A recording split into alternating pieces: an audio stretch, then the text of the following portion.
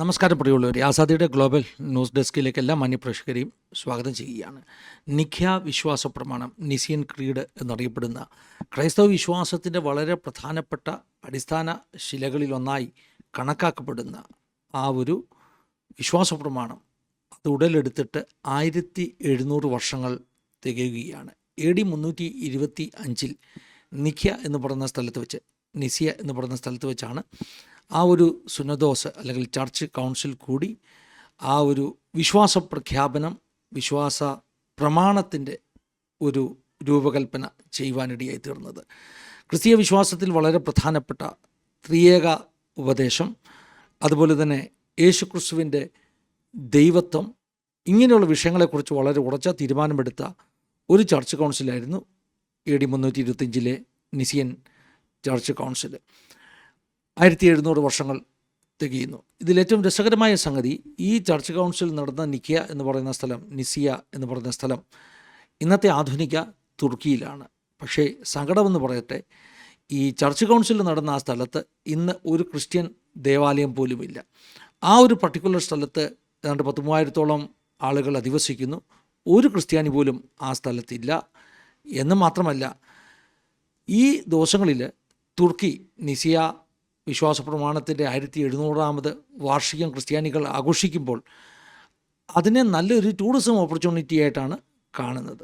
പല വിധത്തിൽ തുർക്കിയുടെ ടൂറിസം ഒരു വലിയ പ്രതിസന്ധിയെ നേരിടുകയാണ്. പ്രത്യേകിച്ചും ഇന്ത്യ പാകിസ്ഥാൻ യുദ്ധത്തിനൊക്കെ ശേഷം ഇന്ത്യക്കാരായ ടൂറിസ്റ്റുകൾ അസർബൈജാനെയും തുർക്കിയെയും ഒക്കെ അവോയ്ഡ് ചെയ്യുന്നു.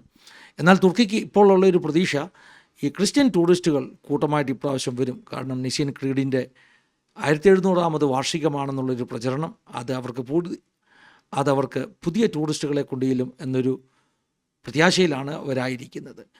എന്നാൽ തന്നെ തുർക്കിയിലും അസർബൈജാനിലും ഒക്കെ ക്രിസ്ത്യാനികൾ പീഡിപ്പിക്കപ്പെടുന്നു എന്ന വാർത്തയാണ് മറ്റൊരു ഭാഗത്തു നിന്ന് നമ്മൾ കേൾക്കുന്നത്. പ്രത്യേകിച്ചും അർമീനിയൻ ക്രിസ്ത്യൻസ് അവർ പീഡിപ്പിക്കപ്പെടുന്നു എന്നുള്ളൊരു വാർത്തയാണ് ഈ സ്ഥലങ്ങളിൽ നിന്ന് നമ്മൾ തുടർമാനമായി കേട്ടുകൊണ്ടിരിക്കുന്നത്. നിഖ്യ വിശ്വാസ പ്രമാണം ഒട്ടുമുക്കാൽ എല്ലാ ക്രൈസ്തവ വിഭാഗങ്ങളും അത് അംഗീകരിക്കുന്നു.